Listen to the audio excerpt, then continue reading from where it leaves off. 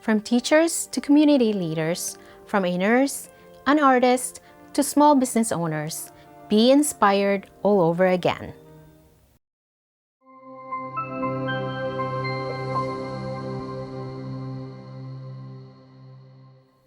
Hello everyone, this is Margie Bruce here at Global Inspiration. Don't miss any of our videos. Subscribe now and click the bell icon. Ladies and gentlemen, here are the inspirational messages from the guests I've interviewed so far.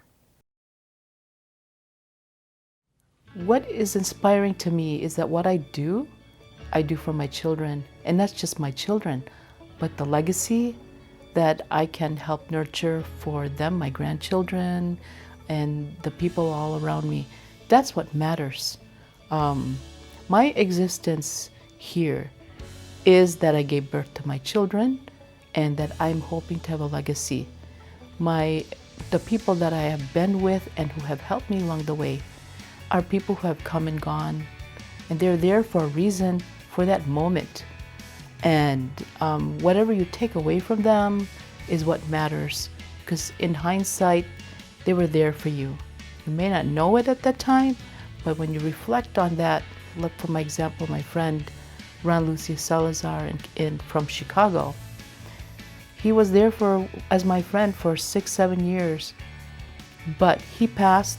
But in hindsight, that 6-7 years was full of friendship and inspiration to be where I am now.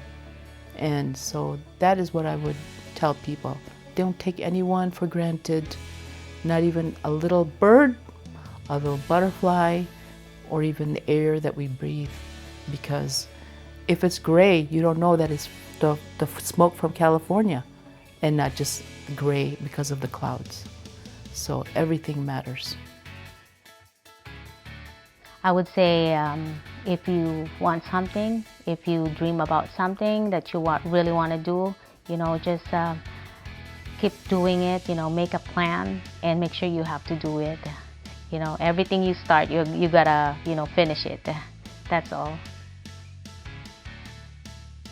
When I was in grade school, autograph books were a big thing, and I had one and had friends and teachers sign it. And our pastor's wife wrote something in it that I've used all through my life. And it's good, better, best, never let it rest, till your good is better and your better's best. And I've always tried to do that, make it everything the best. Another one came when I was in junior high, was reading about Althea Gibson, who was a black tennis player. And she had written a book about some of her favorite quotes. And one was from a poem by Rudyard Kipling, called If. And it was, if you can meet with triumph and disaster and treat the two impostors just the same. So whether you succeed or fail, take it as a learning experience and move on. And then nowadays, I like all the inspirational stones that are around. And two of them I have sitting by my end table are listen, because I think nowadays people are so wrapped up in their own thoughts that they forget to listen, that there's other ideas. And the other one is this too shall pass, which is always a good philosophy, but especially now. There's this one French quote that I really love. It goes, vous êtes votre seule limite, which basically translates as you are your only limit. So I would somehow say to them that nothing is impossible as long as you really work hard on what you're passionate for. And of course, expect for real results because sometimes we tend to be really imaginative, and by the end of the day we get disappointed by what the results are. So yeah, be realistic. Rejection is part of the process. Maybe you're being rejected by something because there's something better that will be given to you.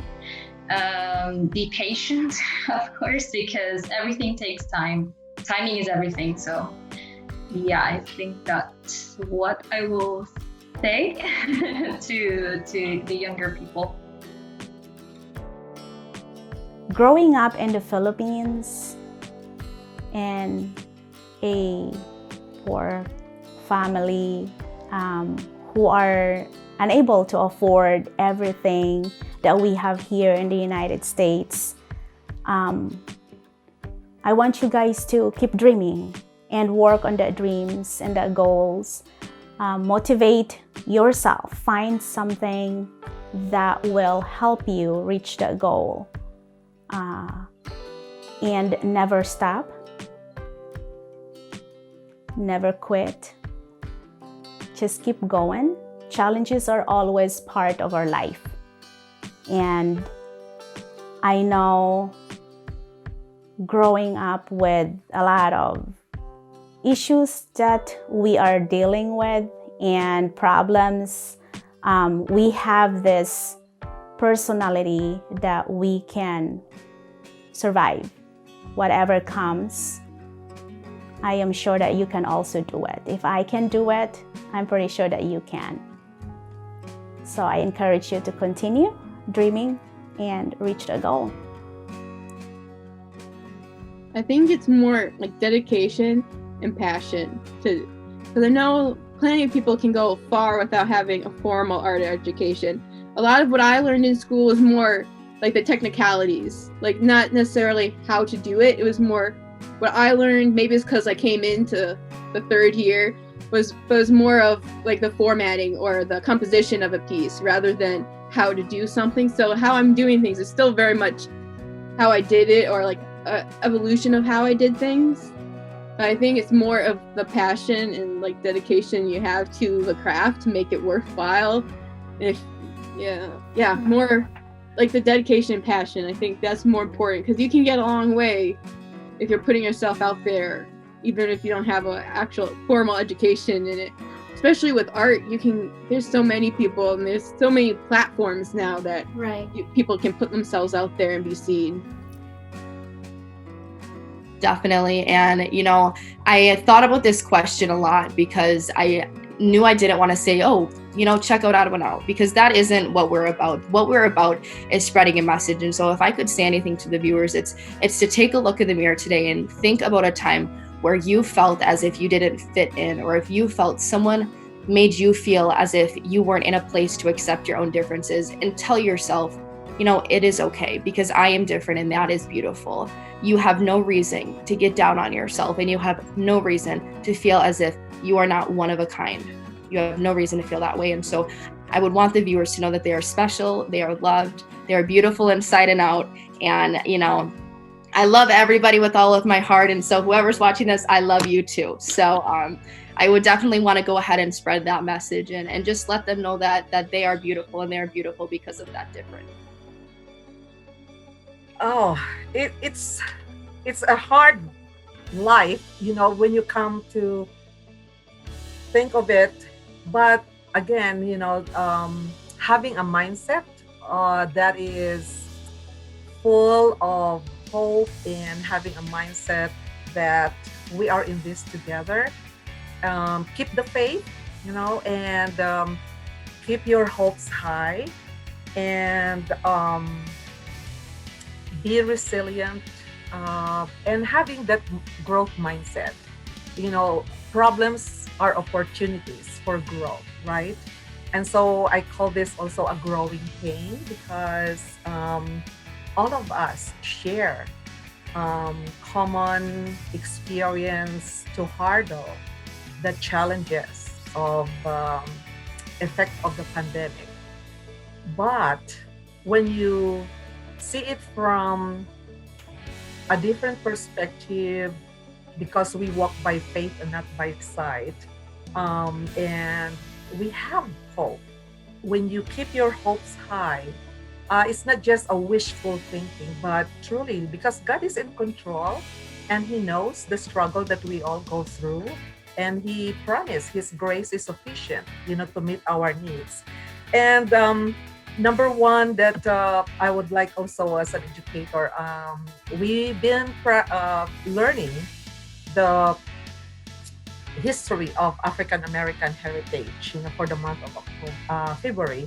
And so Maya Angelou was one of my favorite author and poet, and her famous saying that